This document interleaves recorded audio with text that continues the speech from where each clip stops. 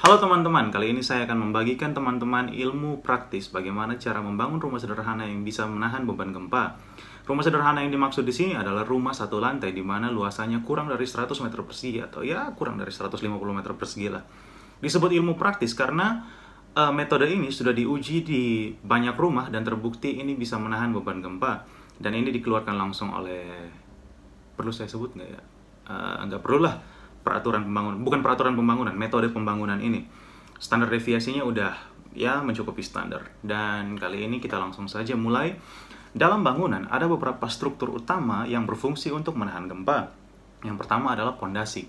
Pondasi untuk rumah sederhana, untuk di tanah Jawa di mana tanahnya itu ya berkisar di tanah sedang dan tanah lunak, itu untuk galian pondasinya berkisar antara 40 cm sampai 60 cm untuk kedalamannya. Setelah itu susunan untuk campuran itu biasanya dipakai campuran semen, pasiran kerikil, perbandingannya 1:2:3. Dan juga untuk skema pemasangannya teman-teman bisa lihat di gambar ini. Lalu di atas pondasi itu ada satu struktur penopang yang dinamakan sloof atau balok bawah. Itu dimensi yang biasa dipakai adalah 15 kali 20 cm. Kemudian rasio tulangan yang biasa dipakai adalah 3% sampai ya sekitar 5%. Atau kalau teman-teman bingung untuk menghitung rasio tulangan, teman-teman pakai saja metode seperti ini. Tulangan atau besi yang dipakai untuk memasang struktur penopang bawah atau yang disebut sloof tadi adalah besi berukuran 10 mm diameternya, polos, dan juga besi pengekang yang kotak-kotak itu memakai besi ukuran 8 mm. Dan jarak antara besi pengekang yang satu dengan yang lain itu maksimal ya 15 cm maksimal. Tidak boleh lebih, tetapi boleh kurang. Jika dikurangi jaraknya, itu jangan terlalu rapat, ya maksimal 100 mm sampai 125 mm lah untuk jaraknya. Karena apa? Kalau terlalu rapat, ada beberapa agregat yang tidak bisa masuk ke dalam inti beton tersebut, sehingga daya tekan beton menjadi berkurang.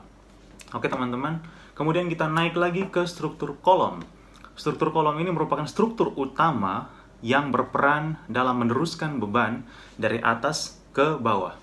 Karena itu struktur kolom ini ketika dibuat itu harus betul-betul bagus.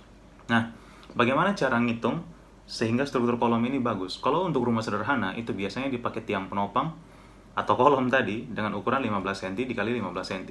Tetapi teman-teman juga bisa memodifikasi ukurannya menjadi 15 cm dikali 20 cm atau 30 cm, itu semakin bagus.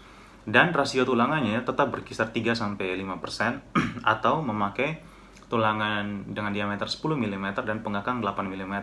Jarak antar pengekang yang dipakai di kolom adalah 15 cm. Itu maksimal.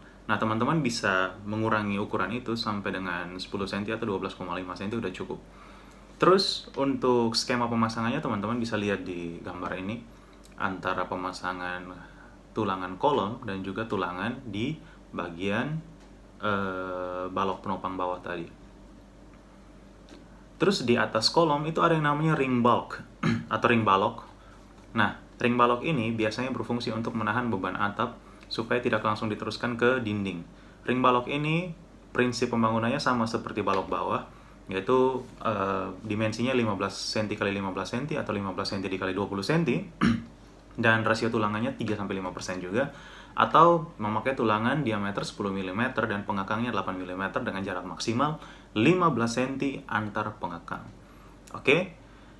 Untuk kalau kita bicara gempa dalam teknik sipil, berarti kita berbicara mengenai 4 struktur tadi. Kalau untuk struktur yang lebih besar, ada yang namanya konsep strong column, weak beam, di mana kolom itu dibuat lebih besar daripada balok, karena kolom itu benar-benar krusial kalau misalnya terjadi gempa. Kalau kolom rubuh, maka yang terjadi struktur bisa rubuh. Tetapi kalau kegagalan terjadi di balok, struktur tersebut masih bisa berdiri dan bisa di skenariokan bagaimana proses evakuasi dan lain-lain, waktu evakuasi dan lain-lain, time limit sampai struktur tersebut hancur. Tetapi kalau kolom itu hancur duluan, udah itu udah ada cerita lagi. Untuk struktur bangunan yang tinggi mungkin akan saya bahas di